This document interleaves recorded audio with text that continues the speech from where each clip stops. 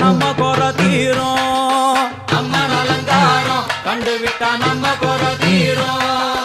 அம்மனுக்கு விரதம் ஆதி முதல் இன்று வரை வழக்கம். அம்மனுக்கு விரதம் ஆதி முதல் இன்று வரை வழக்கம். சமயபுரத்தில் நம்மை வாழ வைக்க மாறியும் விரதம் கொண்டாளே மாறி அம்மன் அலங்காரம்